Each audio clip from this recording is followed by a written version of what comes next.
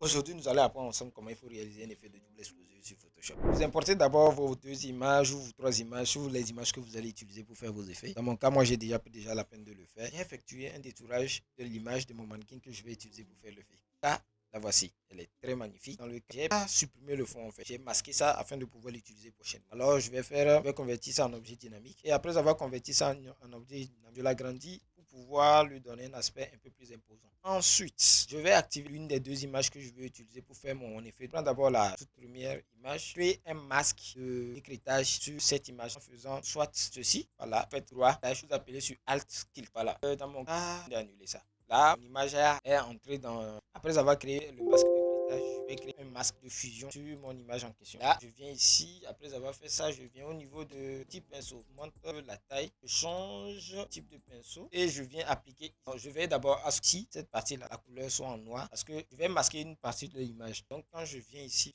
ça, de façon légère, dans mon cas, c'est trop poussé. Mais je vais quand même garder comme ça parce que c'est important pour la suite de la vidéo. Je nettoie ici légèrement, je réduis tout petit peu. Voilà, un tout petit peu pour permettre à ce que l'image de la dame, elle soit un peu plus visible. Ensuite, je viens ici, j'active la seconde image. Je fais CTRL T.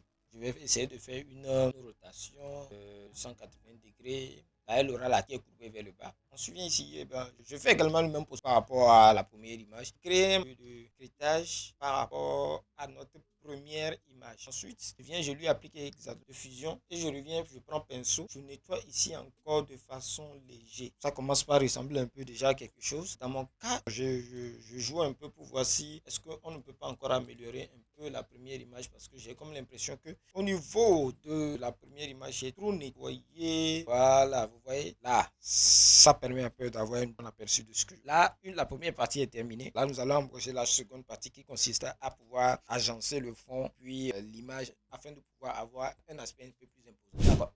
D'abord, je lui crée un masque de couleur blanc-noir. Je lui donne un aspect, un aperçu blanc-noir que j'active. Ensuite, je viens sur le fond principal, je fais ça, un fond unique.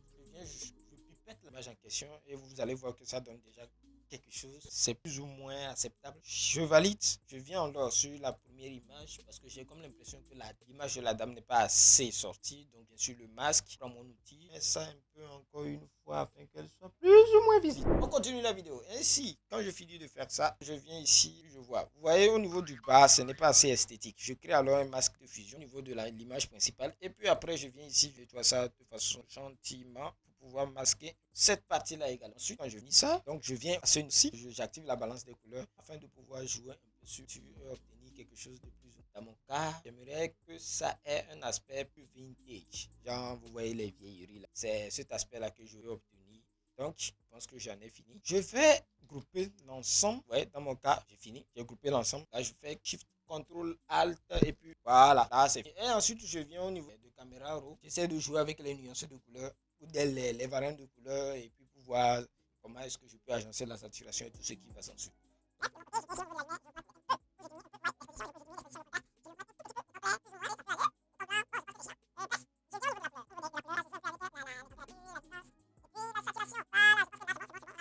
Donc voilà, si ce format t'a plu, n'oublie surtout pas la chanson commune de tous les actifs, la cloche de notification, aime la vidéo, partage-la avec toi. À la prochaine pour d'autres vidéos. Allez, bisous.